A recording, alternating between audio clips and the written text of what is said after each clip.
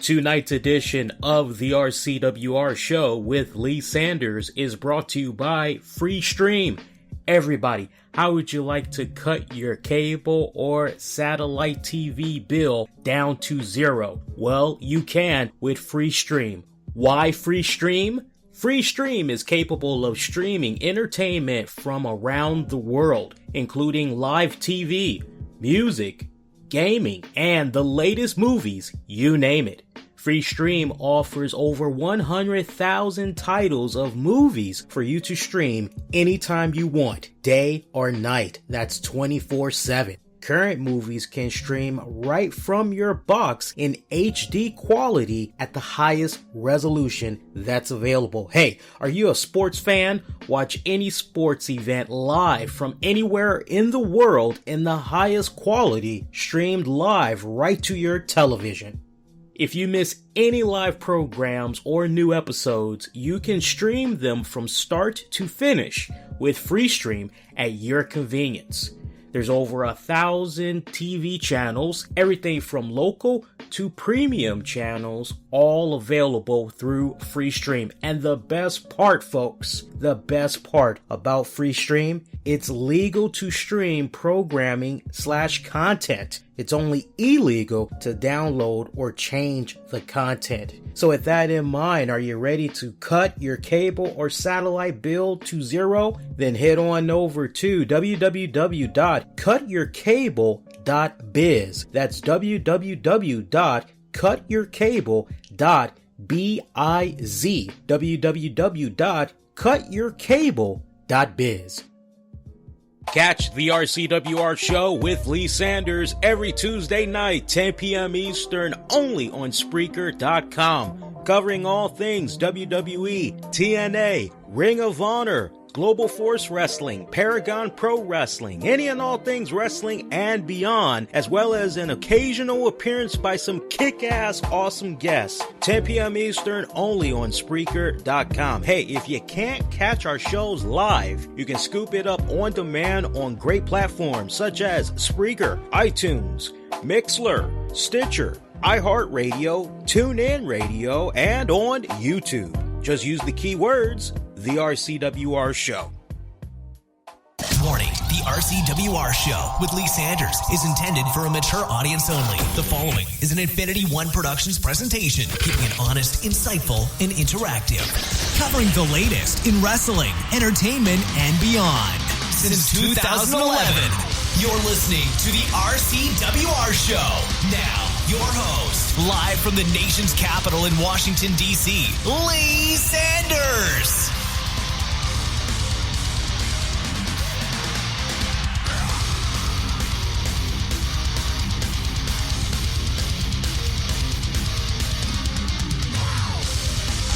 Oh yeah, what is going on, boys and girls? It's your man right here, the one and only Black Avenger, aka the Black Azrael, Lee Sanders, and you, my pretty babies, are checking out an all-new The RCWR Show, coming at you this Sunday night of July 24th, 2016. We are just a couple of minutes removed from what was pretty much well-rounded a WWE Battleground event we had got tonight. I definitely want to hear from you guys that had saw the WWE pay-per-view / network special.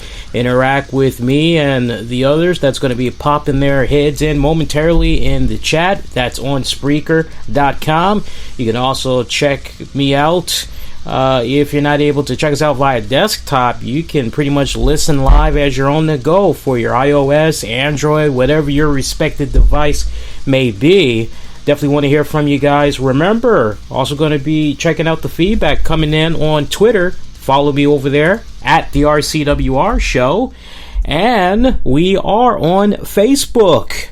Some fun news for our long-time listeners with regards to our Facebook page. We actually made it a lot easier for you all to be able to find us, as for the past couple of years now, people have been able to find us by me promoting Infinity One Productions. That's with an E, spell out one, infinityoneproductions.com. Well, that's no more. I decided a couple of days ago, earlier in the week, you know what, let's see if we can just go on ahead, change the Facebook page, because in the past the rules were you could only change it once and that was pretty much it. You were stuck with whatever that page the handle was for like all eternity. But apparently Facebook has loosened up on it a little bit as far as the restrictions, and now you can, I don't know what the limit is, but we were able to finally change the Facebook page name to the RCWR Show. So make sure you put all that in there. You should be able to find it if you just say RCWR Show, but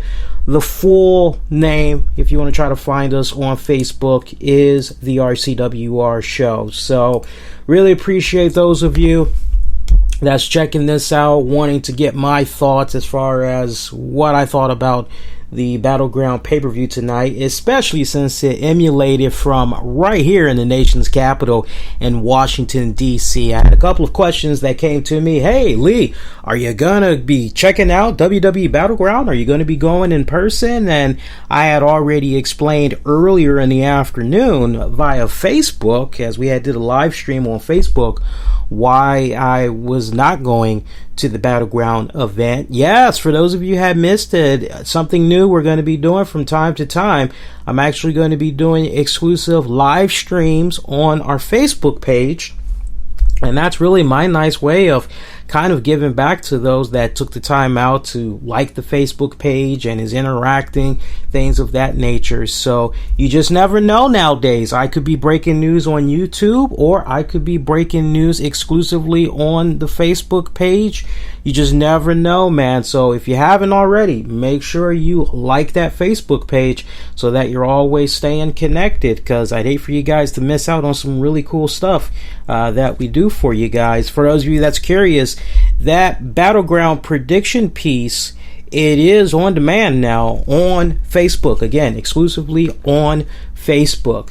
So with regards to tonight's WWE Battleground event, this was the first time that Washington, D.C. was able to host a WWE pay-per-view, not since Capital Punishment 2011, of which the main event for that one had consisted of John Cena defending the WWE title against Ron the Truth Killings back when he was in his Spiders psychotic phase. I mean, he was just on one hell of a roll right there. And it's just amazing when you think just how long ago that was. It really wasn't that long ago. It was like about 5 years ago. And you just think of how drastically the card has changed since then. But that's a different topic for another time.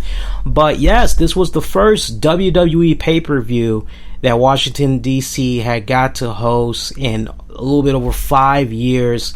And long overdue, let me tell you. I remember years and years back reading reports that Vince McMahon really was not too pleased overall with how DC had as far as like the feedback goes, the reactions and all that. Vince McMahon really wasn't too fond of the crowd for that particular pay-per-view, and rumor had it that he vowed he'd never bring a pay-per-view to the DC area again. He would do the Raws, he would do the SmackDowns, he'd do the house shows, but he was like done for the foreseeable future breaking off the DC area for pay-per-views. So you gotta admit, 5 years, that's a pretty long time, especially given right here, nation's capital, a lot of history that WWE has with the nation's capital. Shane McMahon, born just a little bit outside of DC in Gaithersburg, Maryland and all that. Shout out to my people that's in the Gaithersburg, Montgomery County area. But yeah, I mean, I hope that overall, this was, as far as crowd reactions go, I would have to say the crowd, they represented, they knew what they liked, they knew what they didn't like.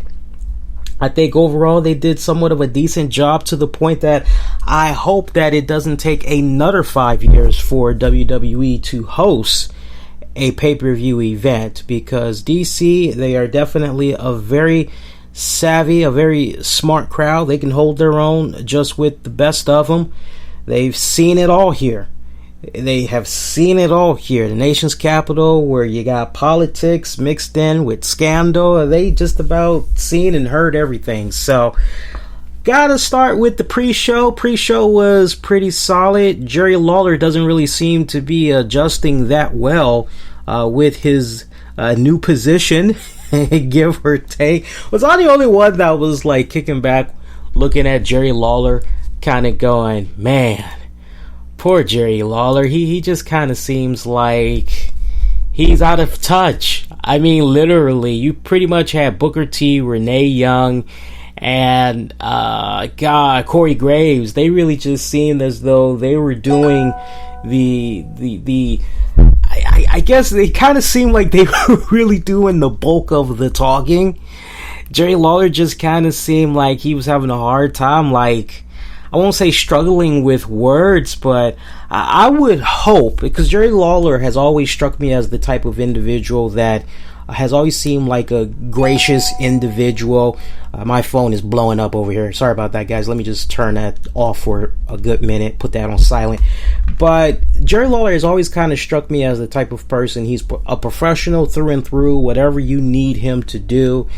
I just really hope, because he is an old school type of wrestler, so I really hope he's not taking to heart somewhat of a demotion that he's basically getting. I hope he doesn't look at it as that.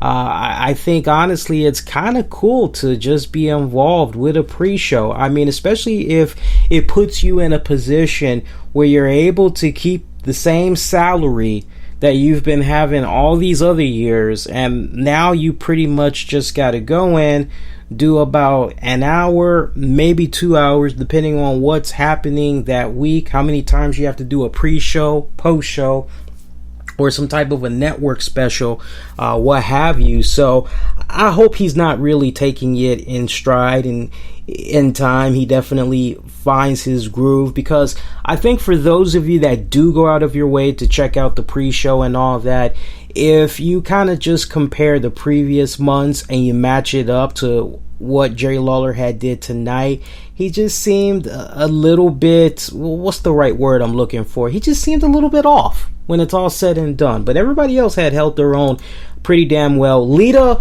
was not there, as this really had sparked a lot of rumors. Dirt sheets were reporting that Lita was possibly going to be named the mystery tag partner for Sasha Banks in her tag match against Charlotte and Dana Brooke. And I, like, soon as I heard that, I'm like, yeah, no, like, that would just kind of go over very poorly. Lita has been away for so long from in-ring competition. Yes, we've seen her on the network specials, the post-shows, the pre-shows, Tough Enough Judge, but one of the last times Lita had came back, the reaction really was not like that. And if I'm not mistaken, one of the biggest, grandest stages of them all was WrestleMania, where she had pretty much introduced the new women's title, and the reaction for her was like, yeah, the diehards, they definitely represent it, but it wasn't like it wasn't really, in my estimation, and maybe just to kind of give her justice, maybe I'll go back and actually check out that reaction, but from what I recall, there really wasn't anything that was quite there.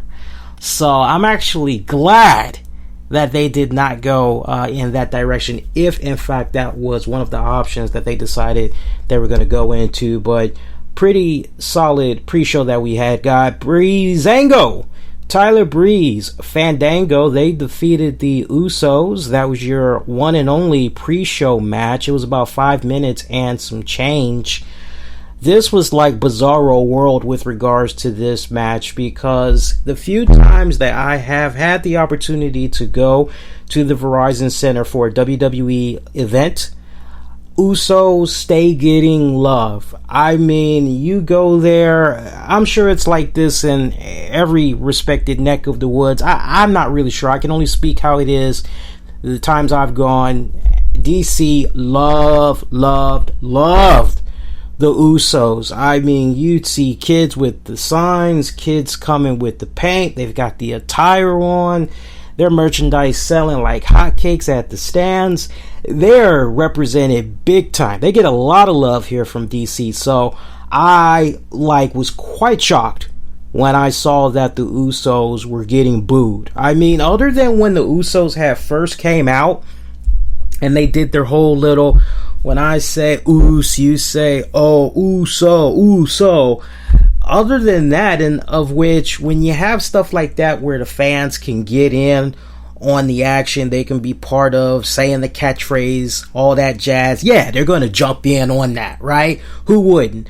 But then you take the catchphrases and all that, put that to the side when it gets down to the nitty gritty and it's time to have some good in-ring action. It's like, okay, can that fan base continue to be there? And unfortunately, this was really weird. Tyler Breeze and Fandango was getting a lot of love from Washington, D.C. They were getting cheers. They were getting claps. I mean, it was so obvious. And like every single time Usos were on the offense, they were getting booed. They were getting heckled. I just was like, what am I watching here? And I couldn't help but kind of like ask the question, like, okay, is this like piped in? Like, what's going on with Breezango? Is somebody messing with the audio? Because WWE is notorious for that. They will try to do any and everything they can at these events, especially when they're basically broadcasting it to your TVs. They're doing everything in their power to make sure that, oh, well, we need this person to come off this way, so let's change around with the filters and all that.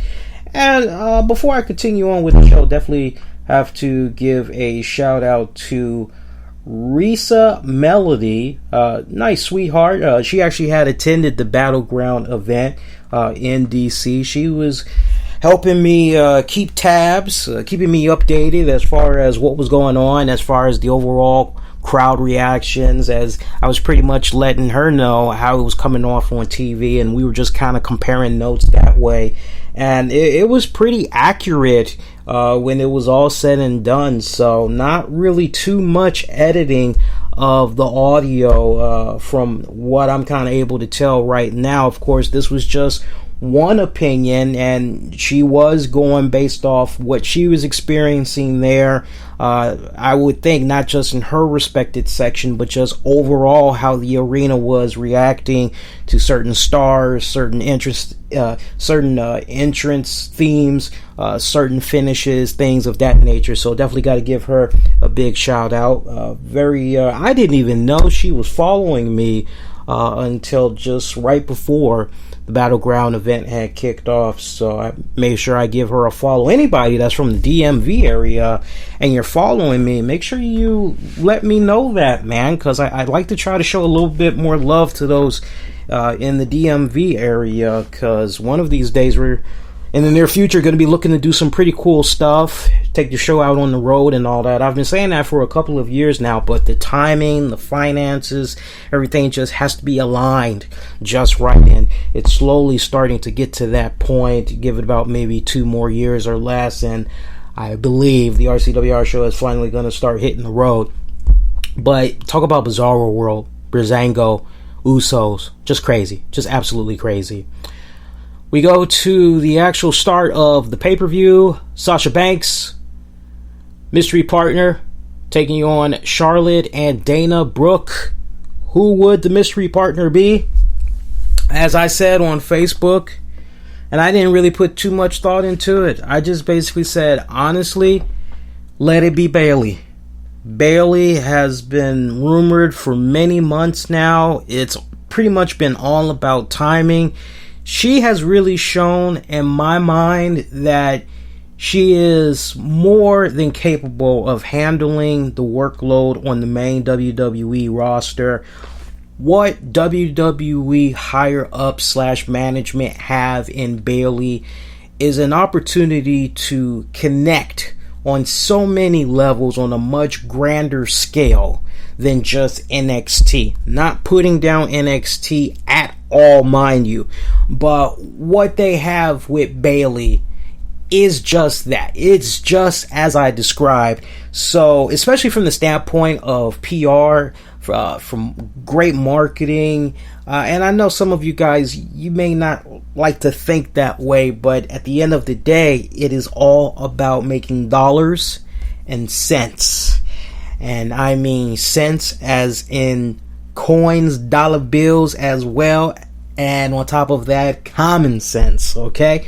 So, I mean, you think about Bayley, you think about how she just knows no limits to age. She has the kids, she has the teens, she has the adults. Everybody loves Bayley. She is just this great, nice package with a ribbon on it that is just so freaking perfect. She's cute. She's not a... look, we can be in agreement. She's not a Trish Stratus. She's not a Sunny back in her heyday. She is not a Candice Michelle. She's not a Christy Hemme by no means. But is she cute? Yes. She has this really nice, warm, bubbly personality. Anybody that says, oh, I don't like Bayley. Bayley looks funny looking or F you. You don't know anything about girls. All right, us guys, we all can be in agreement. And some of you ladies out there, some of you ladies are willing to give another female their props. I'm sure we all can be in agreement. Bayley is a cute looking woman. You know, she has that type of look. Like if you're a guy, you're like, man, I'm kind of ready to just settle down. I'm about ready to start a family, and she just seems like one of those people. Like maybe you're at a bar. You're having a few drinks with some buds. It's after work. You come across her. You get into a little bit of conversation. You exchange numbers. Take her out for dinner. She just seems like one of those nice type of girls who you can be proud to take home and introduce to your parents. She just seems like one of those type of girls. I love that image, especially given the respected age demographics that WWE is trying to tackle on the main roster with their main flagship shows. So factor that in with what I've been saying off and on for months now, the great marketing you'd be able to get off of her being involved with the Susan G. Komen Foundation, breast cancer awareness, also Salvation Army, Boys and Girls Club, you name it. Don't be a bully, be a star, you name it. I mean, there is no limit as far as the marketing capabilities that you could do with a Bayley. Did I mention the girl knows how to wrestle her ass off? Highly entertaining. I've never seen a dull Bayley match. So I can't tell you how ecstatic I was to hear the Bayley music. She comes out. I'm like, yes. But I had so many mixed emotions going in me at the same time as I was like hearing her music. I'm going, yes, Bayley, yes, finally. But then at the same time, I'm going, okay, how is DC going to react? Is DC going to know exactly who she is? And then that question was immediately answered because she received a overwhelming, fantastic ovation from the crowd. And it was like, yes, DC represents practically almost every single fan here in the DMV area that I've had the opportunity to speak with, like has the WWE Network. Honestly, based off the people that I know, I would have to say like, because I know a lot of people, so I'll give you a nice realistic ballpark number. I would say for every 5 people I talk to, at least 3 to 4 has the WWE Network. The remaining, either they haven't gotten around to checking it out yet, or they're only able to watch it sporadically, and when they watch it, they're over at a friend's house watching it. So they kind of really don't know anything about NXT is where I'm getting at. But I tell you, when Bayley came out, to see DC's reaction, it was like, yes, these guys, they got it. You just think about the evolution from one of the last times that there was a WWE event in DC and the WWE Network was plugged and all that, and the crowd kind of groaned, and there was certain instances where like you saw certain people in DC was kind of like, who the heck are these guys? Like what the hell? And like it's just so amazing because like over the years that the WWE Network has been around, it just seems like every single time WWE comes back to the nation's capital, more and more fans are hip to the network, to the point you have this great debut that Bayley made. This has to be one of the strongest, and I'm going to go there. I am going there. This has to be one of the strongest to date, the strongest WWE NXT debuts I have seen on the main roster. That should say a lot. That should speak volumes to you guys, because when you really play it back in your head, you think about the Ascension, you think about Rusev, you think about Tyler Breeze, you think about the Vaudevillains, you think about Fandango, you think about Bo Dallas, right? We can even throw Becky Lynch in there. We can even throw Charlotte in there. Maybe a close runner-up would be Sasha Banks.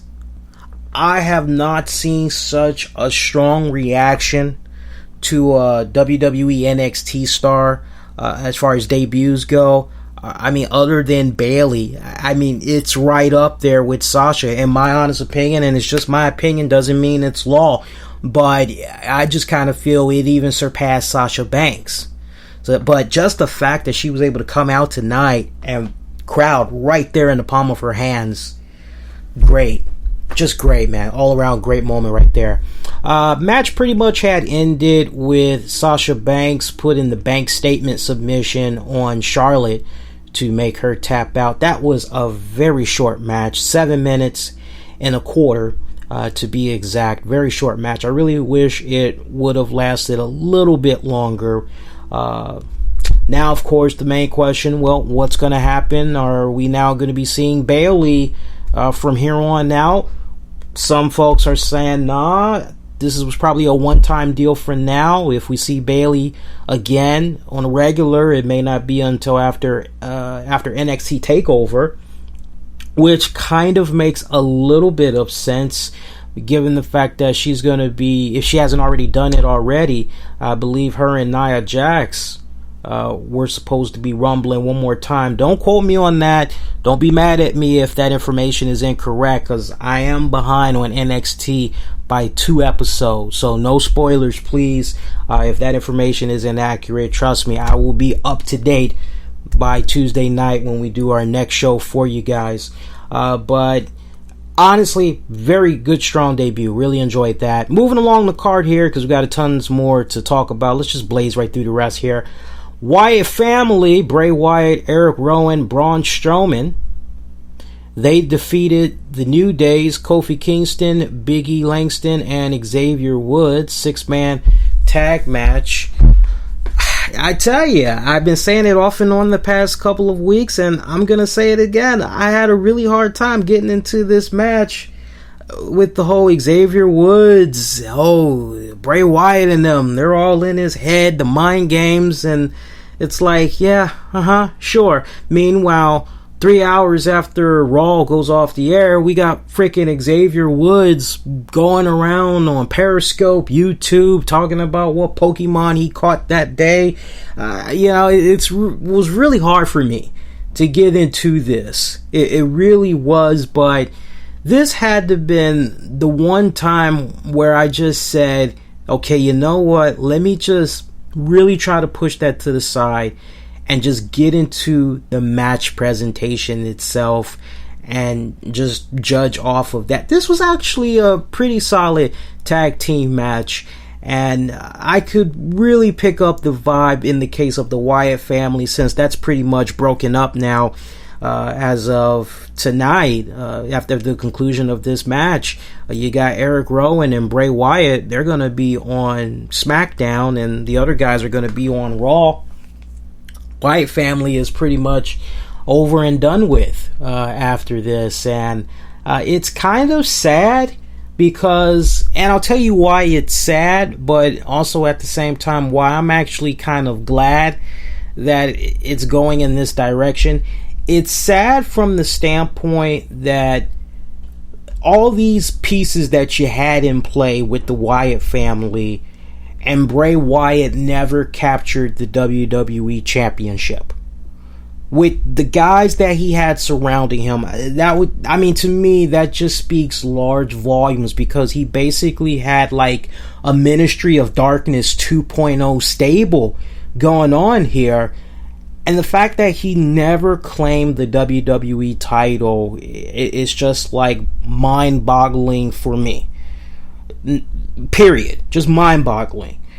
And I'll take it a step further. The fact that we never did get to see that Sister Abigail storyline. A lot of people had pitched very interesting ideas. I know one theme that kept popping up that a lot of fans were like entertaining the idea of seeing, which I was actually against, was, hey, why not let Bayley come up, make her Sister Abigail? And I'm just kind of thinking to myself, okay, like, that sounds good, especially when you're just talking about the whole idea of, hey, she could probably pull it off, blah, blah, blah, blah, blah, blah, blah, blah. But at the same time, I'm kind of going, Bayley and WWE Creative down in NXT, they've spent all this time, they've spent these couple of years building her up.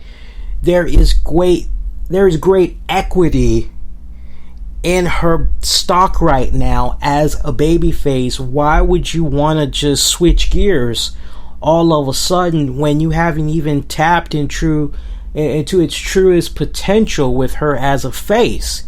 I mean, if you see she's being successful, right? Just think about that for a second.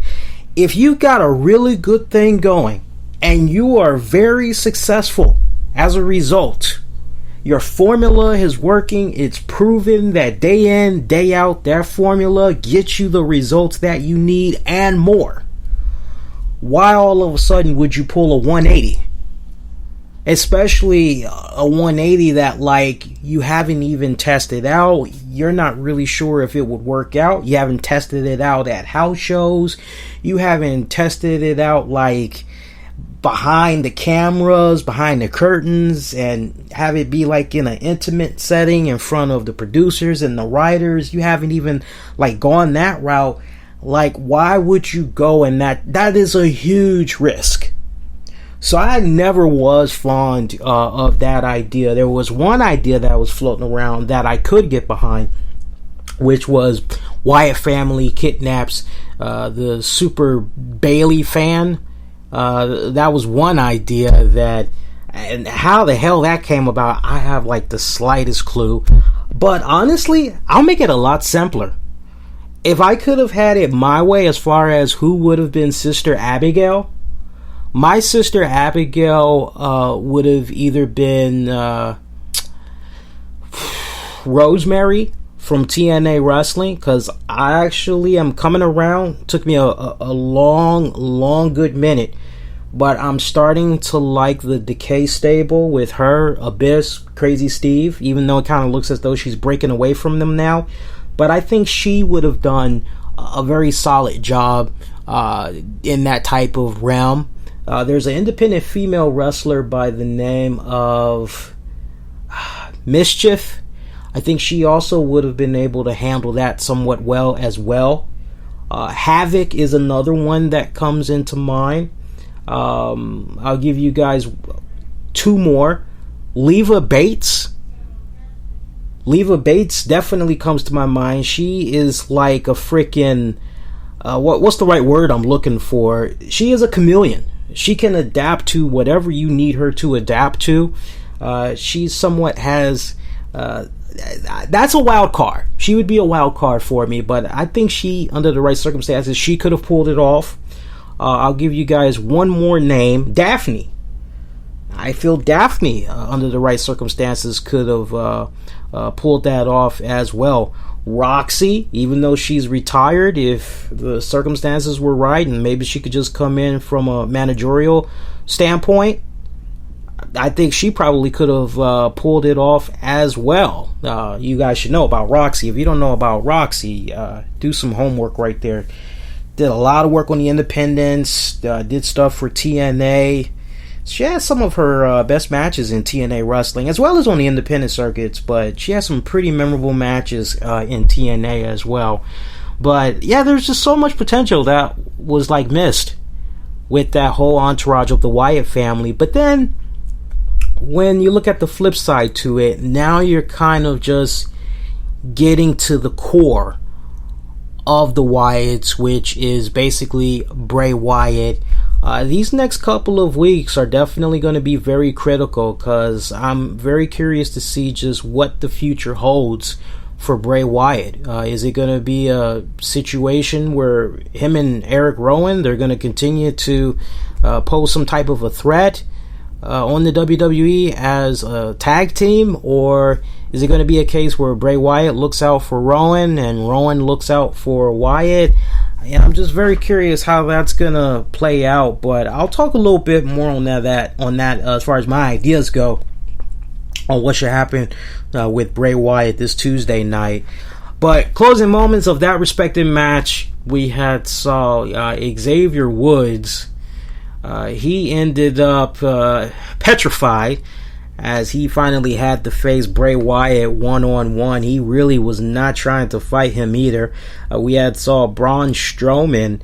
He actually had grabbed Xavier Woods by the neck. Looked as though there was going to be a serious choke slam.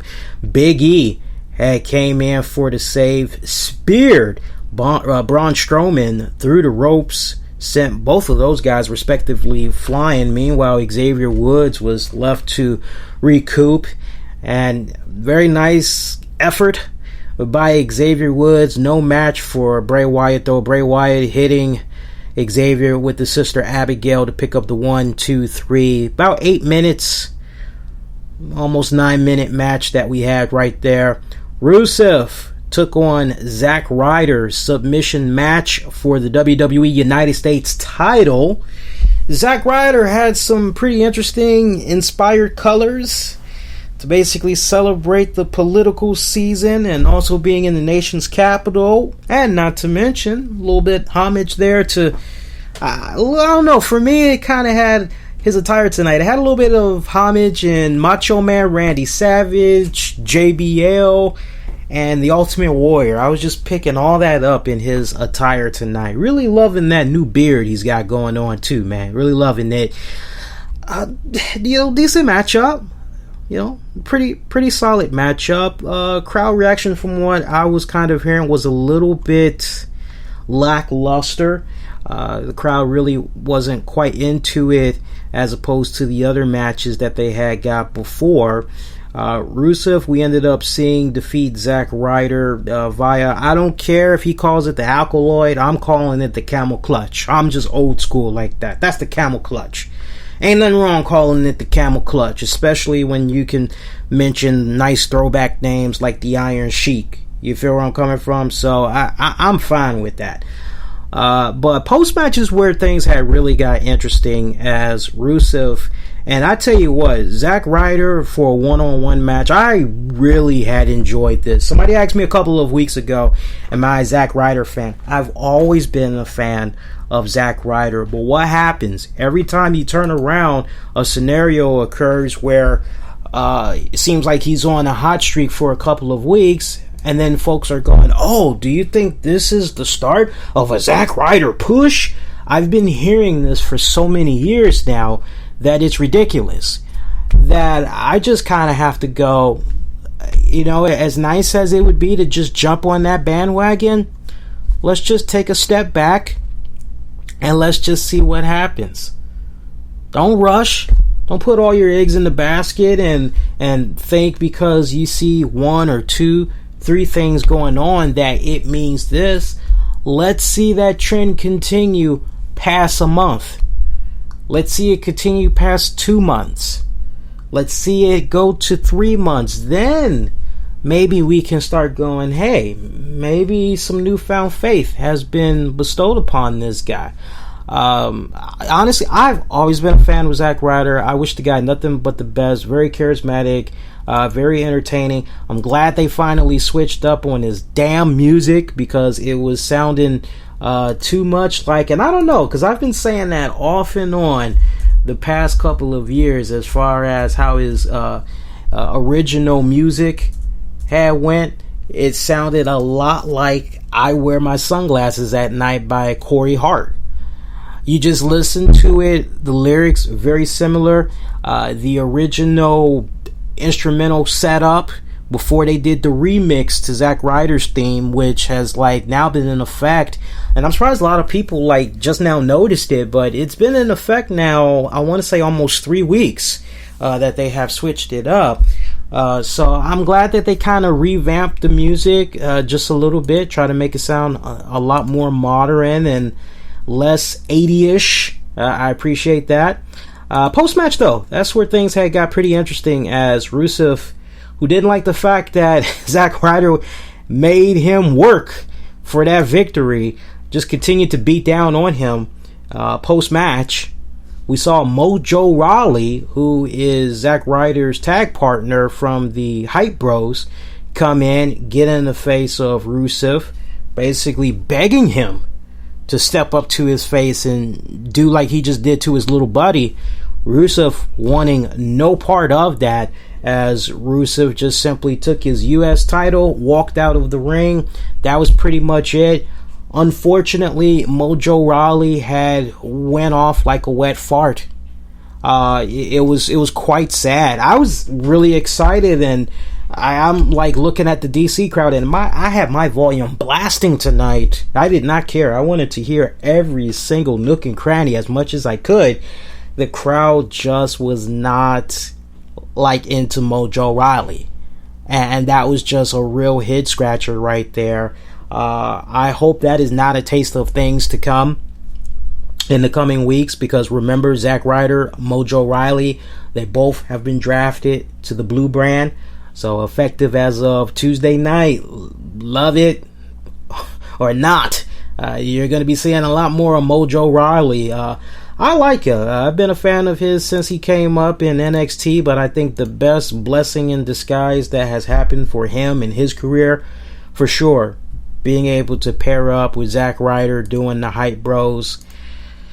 I got a lot of big expectations for those guys on the Blue brand.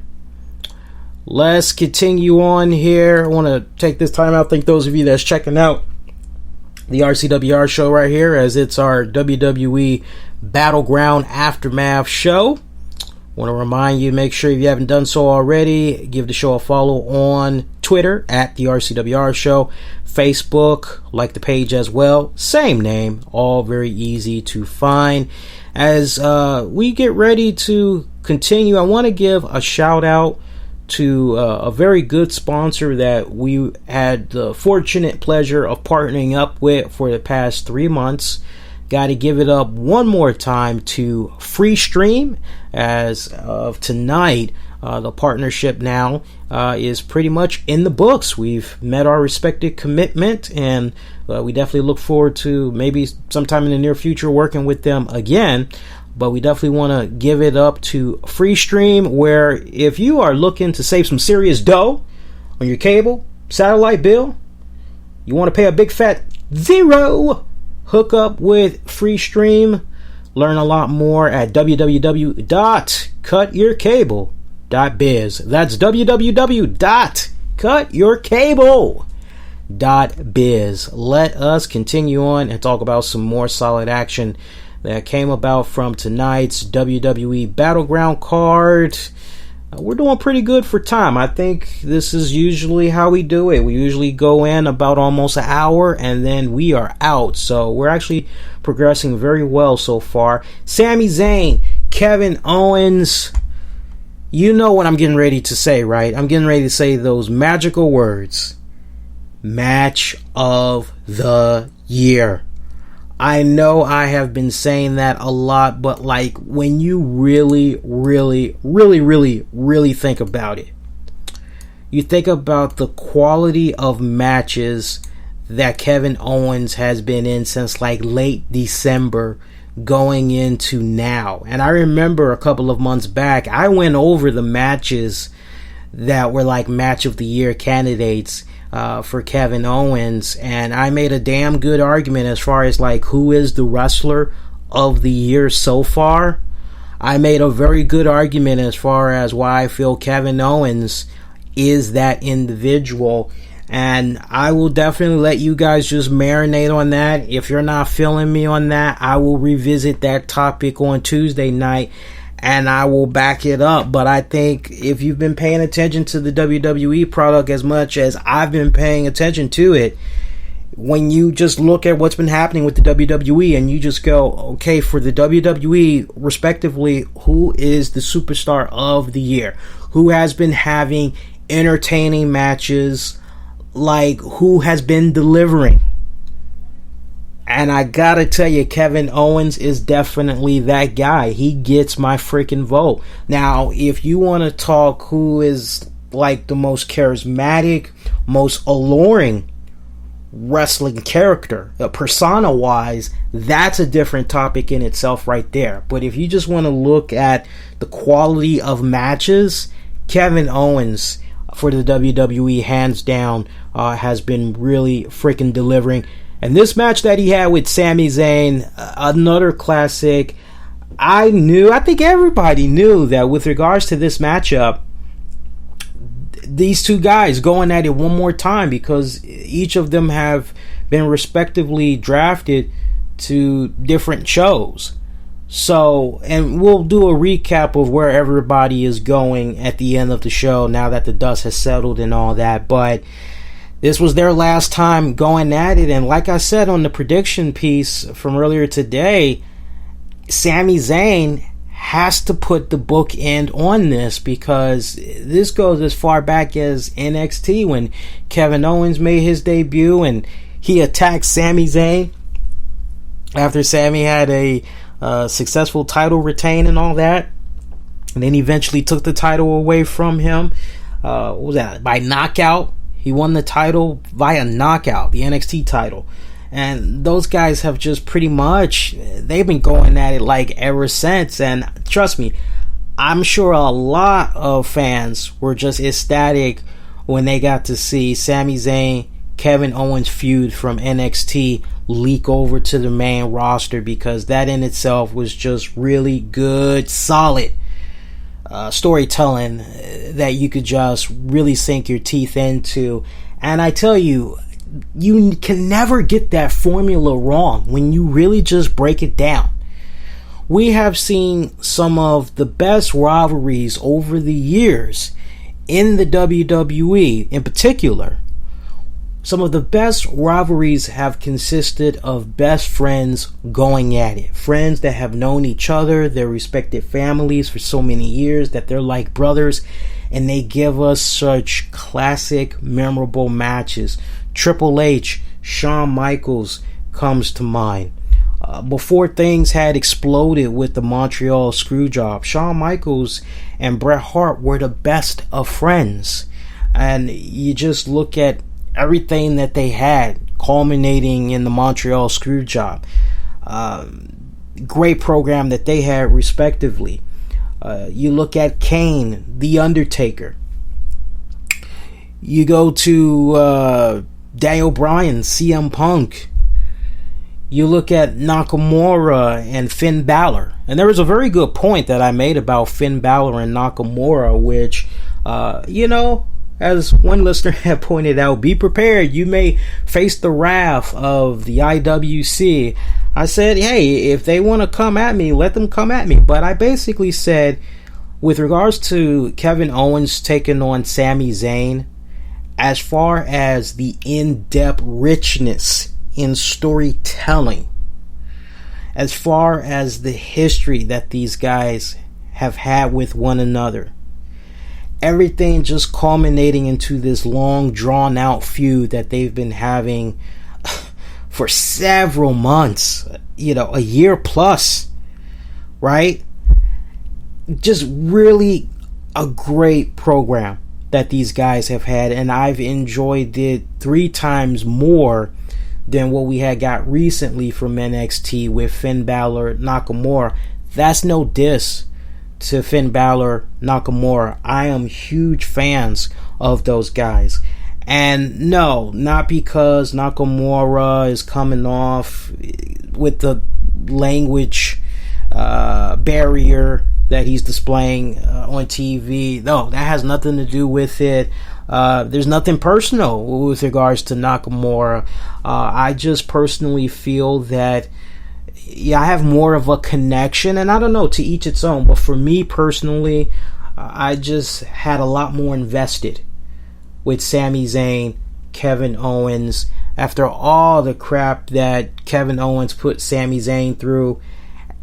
Sami Zayn's coming right back, giving it out to Kevin Owens times 2, and for it to all just culminate in this matchup. Trust me, if I were to point out one match in particular to like convince you to check out WWE Battleground, this would be the match. For those of you that like maybe is trying to get somebody new into watching wrestling or new into checking out the WWE product, I think this would be the one match that you showed them. I mean, my God, it even had shades of Chris Jericho versus Shawn Michaels from a couple of years back. I mean, this was just... it sucks that it ended, but I'm glad it ended on such a good-ass high note, man. Sami Zayn wrapped up that damn match. You know, there was one spot in that match I was really concerned about, too, by the way. He did, like, springboard back body drop, I guess is what he was trying to look for, and he miscalculated. I don't know if he did that on purpose, but, like, the guy almost broke his damn neck. It did not look good, let me tell you. It did not look good. He almost landed on his head, the top of his head, mind you. So just imagine if that would have connected, all that compression. He definitely would have had a serious concussion.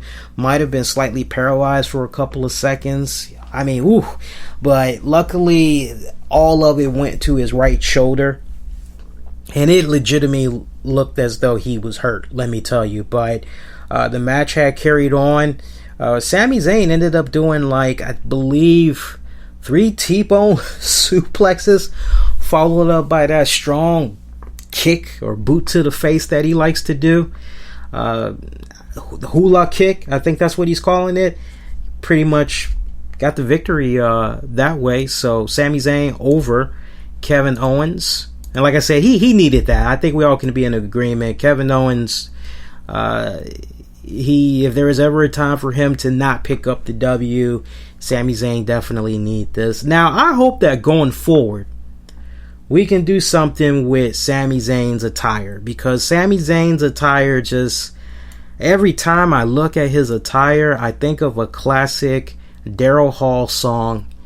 It is from one of my favorite albums too, Can't Stop Dreaming. It's called Cab Driver. And part of the lyrics is, cab driver, take me home. See, I spent too much time away from my baby. Go listen to it. Daryl Hall from Hall & Oates. You know who Hall & Oates is. Go check that out. That was a solo effort that he had there. But every time I see Sami Zayn come out, he's got the whole freaking yellow cab type of look that's going on. And I wish that would kind of switch up a little bit, man. Seriously. I really do, because every time he comes out, I keep thinking that. Natalya defeated Becky Lynch via submission, singles match. That was about shy of 10 minutes. I love Natty tremendously. Love Becky Lynch, but I love Natalya. She's actually following the show on Twitter. I gotta be brutally honest, and that's just what makes me so unique here. I don't kiss people's butts and all that. I give it to folks just straight in between the eyes, and sometimes I may say something that is unpopular, but I don't do it out of spite. I don't do it as a personal attack. I just offer my constructive criticism. I bring up very valid points, and that's pretty much it. But I really was not feeling this match. I really was not. Natalya, I've never seen her involved in a dull, boring match. But there was something about this match. I won't say it was boring. Maybe you all will. But there was, I think we all can be in agreement, there was something about this match in particular that was just very lackluster.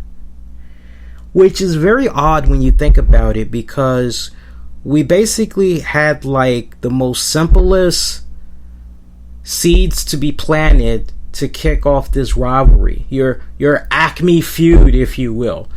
We have Natalya, who's just basically like tired of Becky Lynch. Like, actually, you know, we never did really get a definitive answer as far as why Natty turned on Becky Lynch. It was just pretty much a situation like because she could. Like, I don't know if Natty is really doing this as a result of not being able to become the women's champion, and Becky Lynch is pretty much like inadvertently the butt end of the beatings as a result.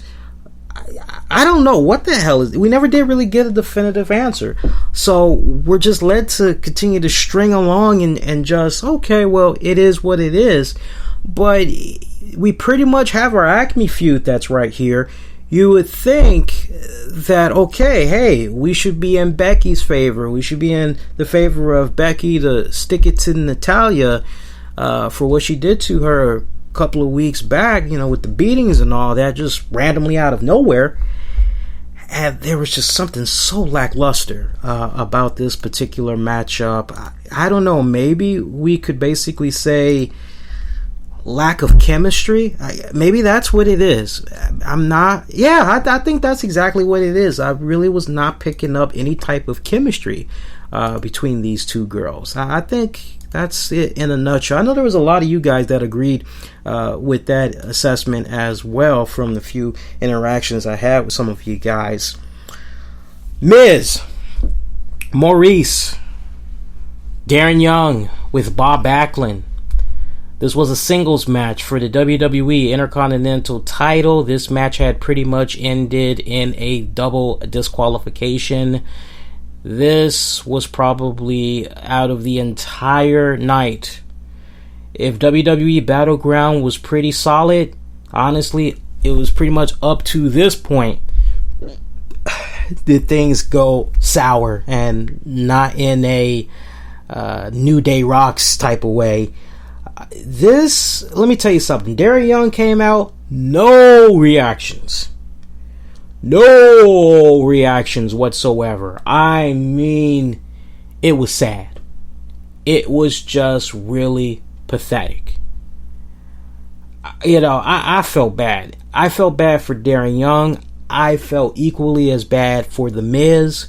Say what you will about The Miz. One thing I will always be consistent with, and that is The Miz, whether some of you all like what I'm getting ready to say or not, I'm giving The Miz his due. Miz is one of the most underrated utility players that is on that roster for WWE. He is one of the most underrated in-ring performers.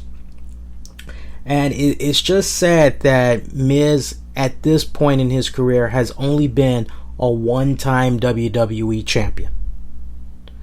I mean, and Titus would agree. Titus has said it many times. If he were to start his own Horseman 2.0, he would have The Miz as part of that.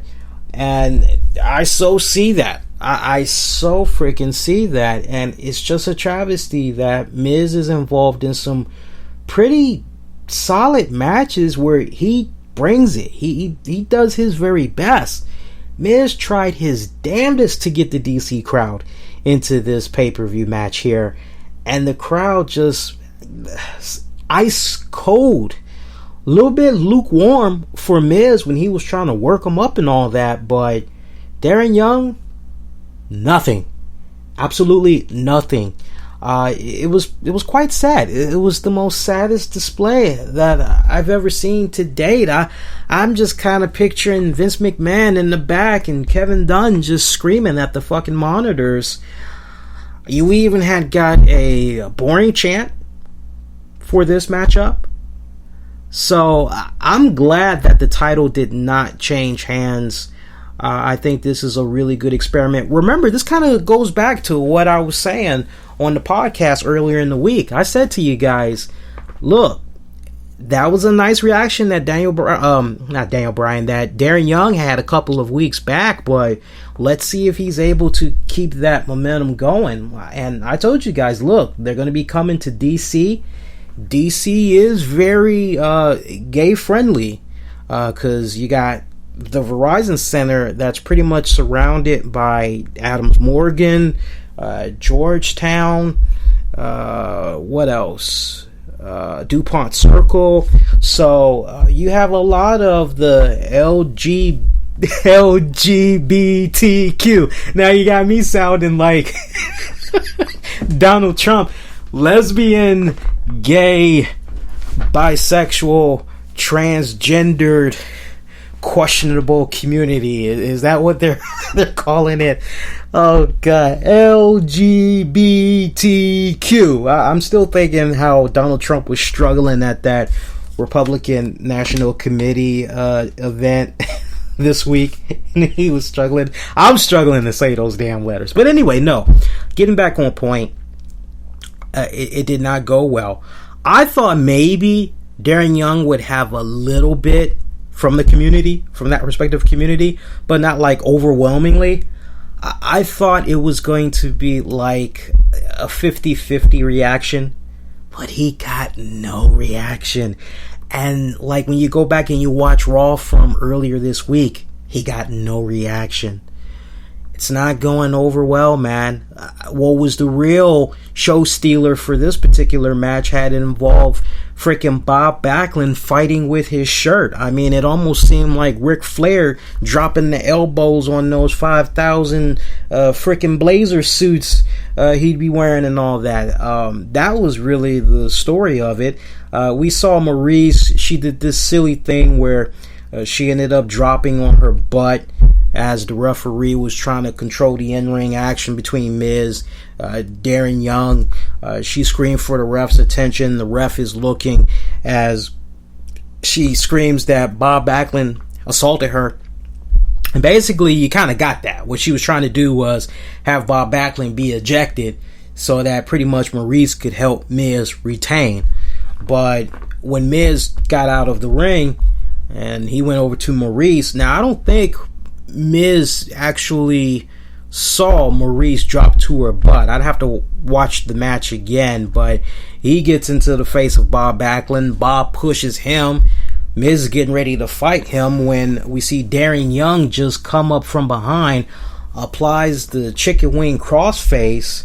Now this is the thing that I don't quite understand. Bob Backlund never laid a hand on the Miz. So when the Miz pushes Bob Backlund, and Bob Backlund is about to get in the Miz's face, it looks as though he's about to touch him, and then we have Darren Young come up from behind and applies the chicken wing crossface. I don't understand why the referee just doesn't go, hey, both of you guys, I'm going to disqualify you. You got 10 seconds. You got to get this back in the ring. Otherwise, you both are going to be disqualified.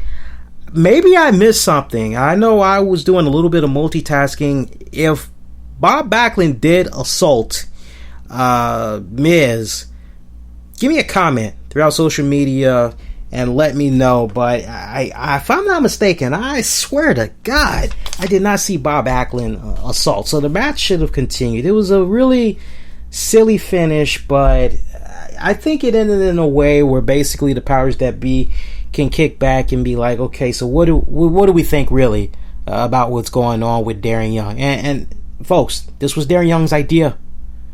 This was his great idea that he's been pitching.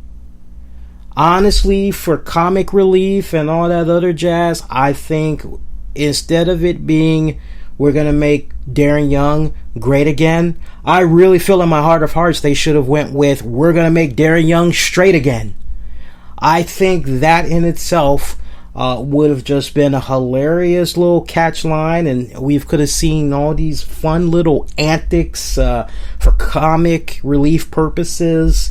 It is all entertainment, after all. These are characters that we're seeing on TV. WWE is real quick to remind folks about that. Zeb Coulter Jack Swagger, We the People, any of those vintage promos come to mind. And then you had Zeb Coulter, hello, my name is, and I play. I'm like, oh, get the hell out of here with that shit.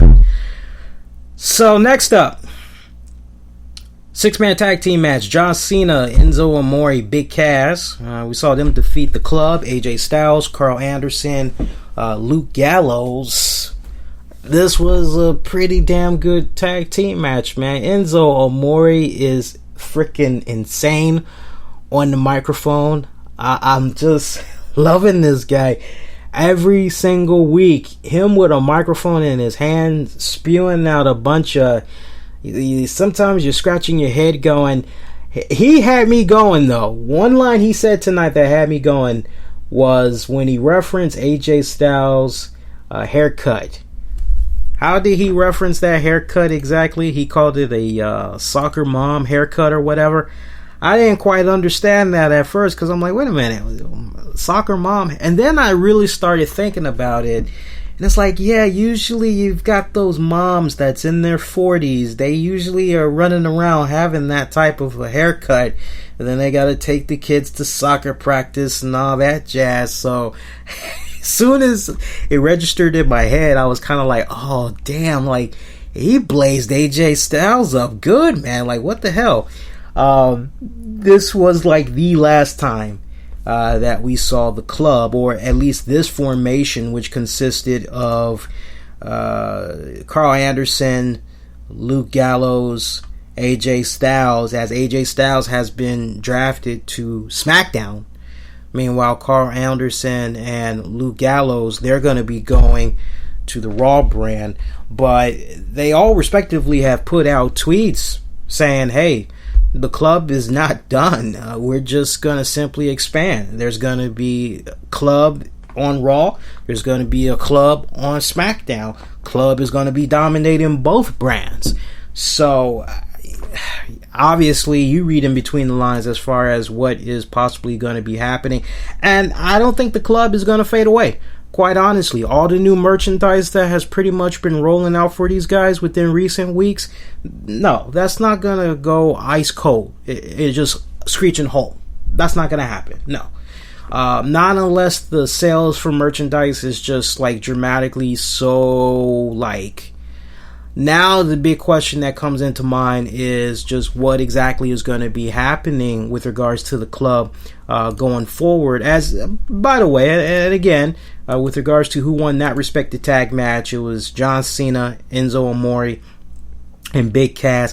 My one gripe about this match, and this is coming from the guy who in his mock draft with Titus Machiavelli, and I had control of SmackDown, and my number one draft pick was John Cena. I got one gripe to pick. Booking wise, did John Cena have to be the one to pin one of the Club members? Did he have to be the one to pick up the victory for the team? Couldn't it be Enzo and Cass? That just kind of rubbed me a little bit the wrong way. I just really wasn't feeling it. Other than that one complaint, great match. I actually thoroughly enjoyed it. But as far as the future goes, I think on the Raw side of things, especially since we have Finn Balor, who's going to be heading over to Raw, already hearing rumblings that as far as future matches go, some are advertising Finn Balor is going to be facing Chris Jericho. So honestly, if that's really how things are going to be kicking off for Finn Balor, he's going to be facing Jericho, I'm fine for that. I have no problem with Jericho being that guy to break in the newcomers. I love that. I love the new role that Jericho has been in for the past several years now. That's what WWE Upper Brass wants to do. I'm so fine with that. But at the same time, I would also like to see some type of a subplot happen as all this is unfolding, where Doc Gallows, Carl Anderson, they're trying to get Finn Balor to hook up with them so they could do the Club. And I still see some type of a scenario playing out where Finn Balor, and I said this a couple of months back, I see some type of a scenario playing out where Finn Balor is kind of like, sorry guys, but, unlike AJ, I'm at a different point in my life right now. I'm not going there. Sorry guys, but, don't take it personal. And I see them taking it personal. I see them taking it so personal in a way where I can actually see these guys costing him some very key matchups as far as like how the stable is going to grow and all that. I'll share my thoughts on my respected club list for the Raw brand and on the SmackDown brand this Tuesday night, so make sure you check that out.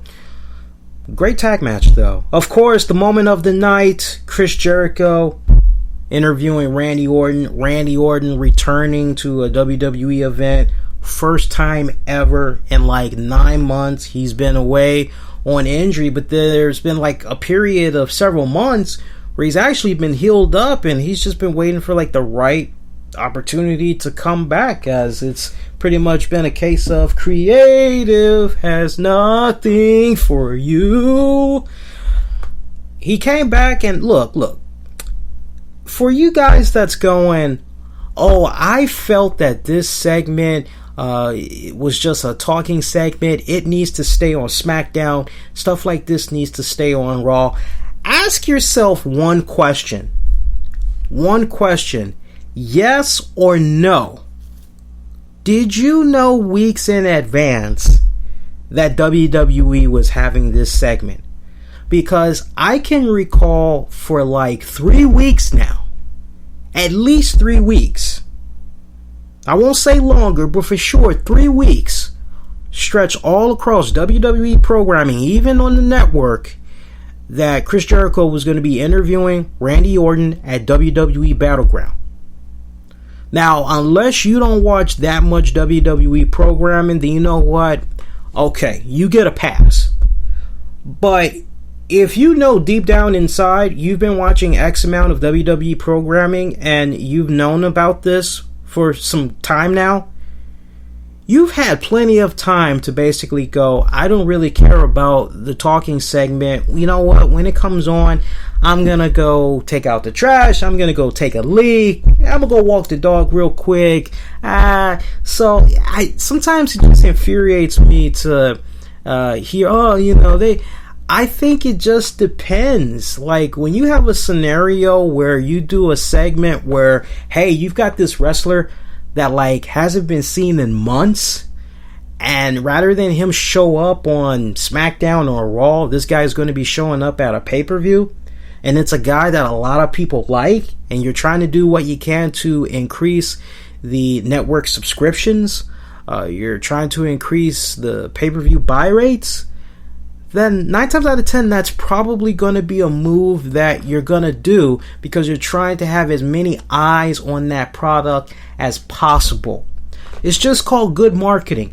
And I honestly was fine with this. Randy Orton came out. Let me tell you something, man. I have been a fan of Randy Orton's since he made his WWE debut. If I'm not mistaken, I believe he made his debut on the SmackDown brand with his dad, Bob Orton, if I'm not mistaken.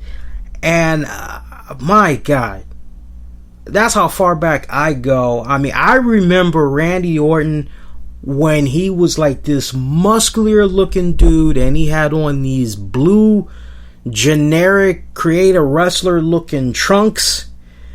And he wasn't even doing the RKO yet. I forgot what the hell he was doing for an original finisher. I don't know if he was doing a body splash, a running bulldog. He was doing something that was so generic. But you knew back then, just when you were looking at him, oh no, one of his original finishers was like, it was like a overdrive. It's on the tip of my tongue. It wasn't a DDT. Basically what he would do, he would, like, if I'm not mistaken, he would get behind his opponent by like sidestepping them, like locking their leg, and he'd grab their hand he'd hold on to their arm and their hand, and then he'd put his other hand like around the back of their head or whatever, and he would just basically do like a leg sweep where he would splash them face first into the canvas. And then I remember there was like some other move he would do, which is still one of his patent trademarks to this day, where he grabs the person by the arm and he does like a almost like he's pulling the lever of a water switch or whatever, one of those old school water pumps, and it's almost like a swinging neck breaker, so to speak, but he's like sending them on their head. That was like one of the like original moves that he was doing. Shout out to you guys if you remember those days of Randy Orton. He had like the funky metallic blue looking, I think it was boxers with like yellow streaks or whatever, yellow stripes. Oh, vintage Randy Orton, man. Vintage Randy Orton. But let me tell you something. As long as I've been watching Randy Orton, a lot of years when I think about it too, I have never seen him so loose than what we had got of him tonight. I mean, Randy Orton just seems so charismatic for once. He seems so like, damn, this is a guy I kind of dig. This guy kicks ass. I mean, that's the Randy Orton I've been waiting for a long time now. I think Steve Austin, as well as a few other wrestling personalities, I've definitely been very vocal about it way before these guys even like started their own respected shows. For some of them, I've been saying it for a long time, which is Randy Orton has all the right ingredients, but he is just boring Orton when it comes to cutting promos, because he just sounds so freaking robotic that if he can just let loose and be really natural, just like try to speak from the heart more, he's got everything, but if he could just get the promos down, come off more natural, let his personality shine out more, he would definitely have a better connection with the fans. And these past couple of years, it just seems like more and more he's been like kind of breaking out of that shell, and I don't really know if that's because of all the good things, the positive things that has been happening in his personal life, especially now that he's welcoming in a newborn and all that. Congrats. But I'm loving it. He's just oozing out this personality that like a lot of us have been waiting patiently for. He had a really good segment on the highlight reel. He delivered his own respected pipe bomb when it came to this match against Brock Lesnar. Of course, one of the big storylines that many fans were asking, well, how does this make sense? Why is Randy Orton accepting this match against Brock Lesnar? And it pretty much like goes to the words that I said a few weeks ago, which is, look, Orton, Brock Lesnar, the storyline is there in itself. They both were in the same OVW class 15 years ago or whatever, and yet like at their most pinnacle in their respective WWE careers, they didn't clash. Now, there was one match that I told you guys about that went down in like 2002, where a very young Orton had faced Brock Lesnar for the WWE title. And I told you guys on my podcast, I believe 2 weeks ago, I said, don't be too surprised if WWE looks at that one-time event and they basically go, you know what? Let's just set this SummerSlam match up as the first time that these guys are locking it up. Let's just do it that way. And you're kind of led to the impression based off what you saw tonight, that's exactly the direction that they're going. Have no problem with that. Pipe bomb moment for Randy Orton during this whole thing. He talked about his opponent, Brock Lesnar. He said, look, I know what Brock Lesnar is capable of and all that. I know he's probably going to do, 1, 2, 3, 4, 5, 6. He went all the way up to 20. He was like, I know he's probably going to do like 20 suplexes and like what? That's pretty much going to take me into Suplex City, right? Well, all I need is just one RKO for a 1, 2, 3, and that's pretty much it. All I need is one RKO to send him to Viperville. No enhancements needed, and the DC crowd just fucking erupted. I love that nice subtle touch, and I love the fact that as far as Randy Orton talking, he was done after that. I love that, because like, if you're gonna say something like that, there's no reason for you to say anything else past that. That's it. Let folks marinate on it. And I mean, the fans there in DC, I gotta give my DC residents a lot of love. They didn't go 1, 2, 3, 4, 5, 6, 7, 8, 9. Oh, as soon as he said no enhancements needed, they lit up. They understood. And that was just like, oh my God, no, they didn't go there. And to hear Chris Jericho say, yeah, Orton, pretty sure, I think he said something like, you're pretty sure you're going to be fined for that, pretty sure you're going to be in trouble for saying that, or some jazz like that. And I wouldn't be surprised. I mean, if you really think about it, nobody has been acknowledging what's been going on with Brock Lesnar. You notice, and they shouldn't, but you notice they haven't mentioned the UFC victory. They probably mentioned it, if anything, the Monday after UFC 200. Yeah, Brock Lesnar was victorious, blah, blah, blah, blah, blah. But then, like, once the scandal shit, they quickly just, to the point, there was rumblings that Brock Lesnar was supposed to be, like, the number 1 overall draft for Raw, I guess, or whatever. But kind of interesting how things had played out. But that was just a really great moment right there. And I love his bannering with Chris Jericho. Jericho looking like fucking Bon Jovi. Every time I fucking see Chris Jericho now, especially when he's got the fucking Jeritron 56,000 or whatever the fuck he's calling it. Like, come on, guys. I know I'm not the only one that was watching tonight. I'm just picturing Chris Jericho just going, hey, Randy Orton, you see, we got the power to turn back time. I was just picturing Chris Jericho just busting out a fucking guitar and just pulling the Bon Jovi direct TV commercial, man. It's so freaking eerie and creepy that he looks so much like Bon Jovi. I don't blame him for trying to grow out a damn beard now and all that, but great bickering going back and forth between those two guys, as Chris Jericho was like, I suppose you're going to try to do a RKO now? What about now? And fans were eating that up. RKO did come for Chris Jericho. He did not see it coming. He kept teasing it. You knew it was going to happen. Come on now. No Randy Orton segment is going to end without somebody getting a damn RKO. So pretty awesome the way that had went out. One more match to talk about, and we are done for the night. We'll get up out of here. Main event match.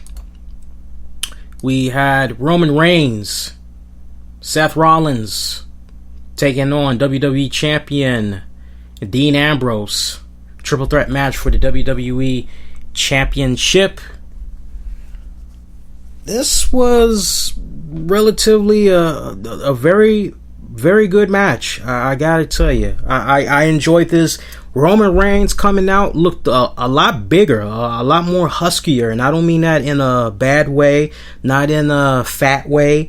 He just looked more thicker. He just looked like he's been kicking back these past several weeks, eating lots of steak and potatoes and all that other good stuff. Packed on a Zeus-looking godlike beard. I thought maybe I was watching Aquaman from the upcoming Justice League movie come out to face these guys. I mean, he was looking like a freaking badass when he came out. I was so expecting him to have new in-ring gear. I don't know why, but there was just part of me that was going, can we please see him have new in-ring gear? Can we please see him in new in-ring gear? And we didn't get that. As you would imagine, he got booed. He got booed big time. It was, I felt bad for the guy. I really, really felt bad for the guy. I genuinely did. I'm not being funny. I'm not being sarcastic. I genuinely felt bad for the guy because he served his purpose in this match, let me tell you. He basically was the culprit of the receiving end of a beatdown from Dean Ambrose and Seth Rollins for a majority of this match. As many points throughout this match, Dean Ambrose and Seth Rollins, they would actually team up to try and take out Roman Reigns. One of those scenarios culminated in Roman Reigns going through an announcer's table. And it's just so odd when you really think about that. I mean, for me, just booking 101, it makes no sense whatsoever, because Roman Reigns and Dean Ambrose has always had this great buddy relationship in a way where they're going, hey, look, it's great to be fighting you for the title. I can't think of a better person to fight than my best friend. Just know, man, I'm going to be coming at you. I'm going to be bringing it.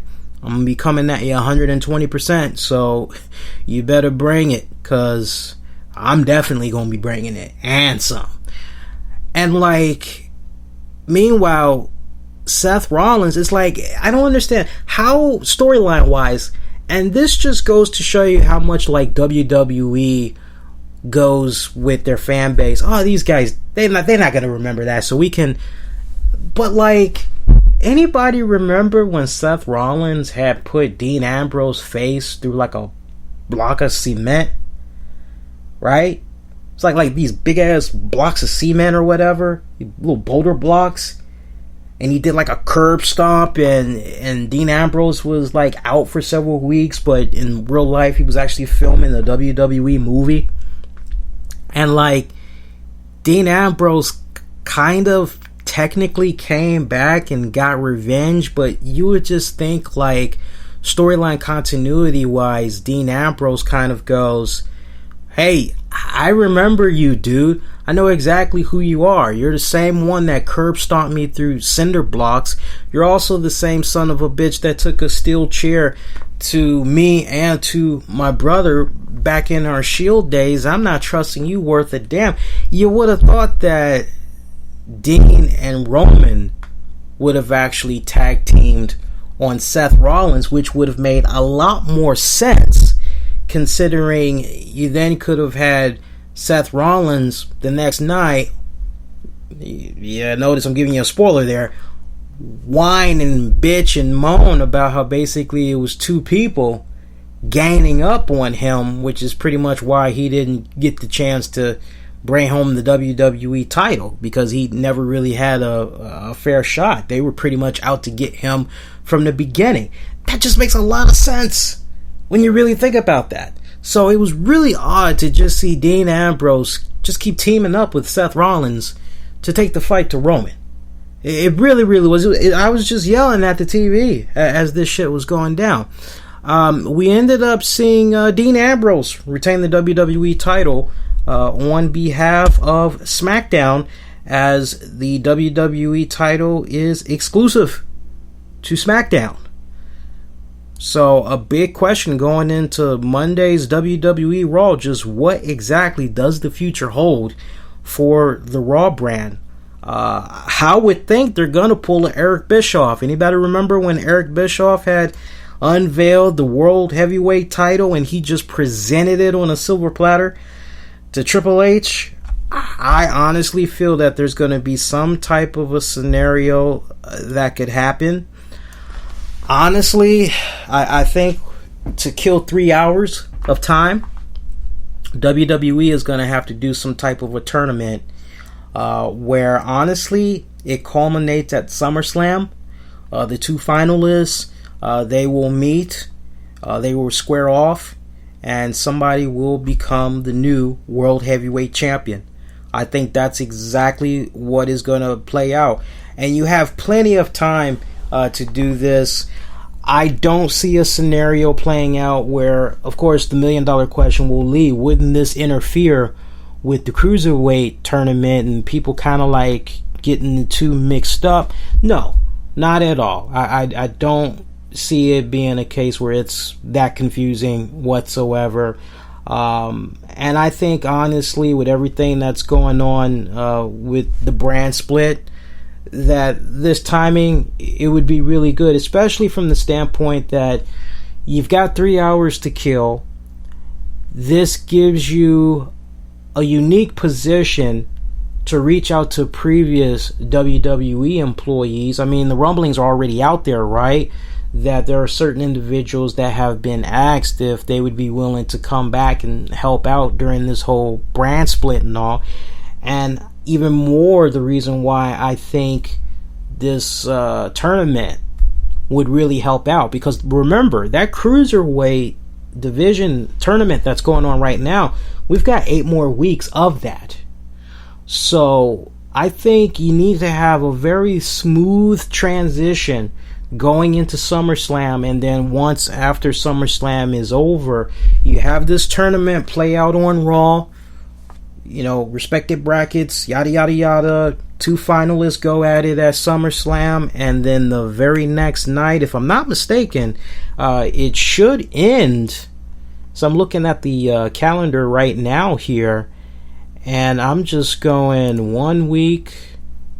Give me a second here, guys. 1 week, 2 weeks, 3 weeks, 4 weeks, 5 weeks, and then 6, and then 7. So it looks like right around September 21st, if I'm not mistaken. It looks like that's when the Cruiserweight tournament will have wrapped up. I think that following Monday on September 26th, that's pretty much when you can have the Cruiserweights like make their debut. That'd be a good way to bring them. I mean, why bring them right now? You got the Cruiserweight tournament that's happening. That September 26th makes a lot of sense from the standpoint, you know, WWE Raw likes to do the season premiere and all that, so I think that's actually a good way for them to kick things off. But yeah, I definitely see some type of a tournament. I would actually be shocked if they went the Eric Bischoff route and they just presented somebody, Seth Rollins, with the WWE World title. Well, actually, let's back up a second. Let's take the WWE part out and let's just say world title. I'd be surprised if they just gave it to him like that. They got to kill time. That's the best way to do it. Not to beat the horse to death, but I think we all can be in agreement that like that's probably most likely what's going to happen during the course of the next several weeks. You could even wrap it up in a way where honestly, and they haven't done it in a good minute, you could actually bring back the King of the Ring tournament. If I'm booking things exclusive on Raw, all the way up through SummerSlam, bring back the King of the Ring. That's how you do it. Enough said. Love to get you all's thoughts on that. So interact with me throughout social media. Let me know. And other than that, that is pretty much going to do it. So we're going to call this show DONE done. I'm going to go on ahead, upload this. Your next edition of the RCWR Show is going to be coming at you this Tuesday night of July 26, 10 p.m. Eastern, right here on Spreaker.com. A lot of stuff, a lot of ground that we're going to be covering. Of course, I'm going to be talking about latest fallout from WWE, SmackDown. Also going to be diving into some very interesting news, especially with this new WWE lawsuit that has come about. I'll also give my thoughts on the RNC convention week there, Donald Trump and his speech and prelude to what's going on with Hillary Clinton. You all definitely want to check that out. Remember, follow me on Twitter at the RCWR Show. I am on Facebook as well. You guessed it, the RCWR Show. We got episodes available on great sound platforms such as iTunes, Stitcher, iHeartRadio. Just check out the synopsis for this episode, and you can scoop it up that way. For those of you that's going to be waiting to check this out on the downloads, it'll be first off available on Spreaker within 10 minutes, and it'll be available on the other respected platforms probably in the wee hours of the night, for sure, when you're ready to commute. in the morning to work or what have you, it should be up by then. So that's going to do it. Until next go around, wishing all y'all to be safe. Most importantly, be kind to one another. A very good night, good morning.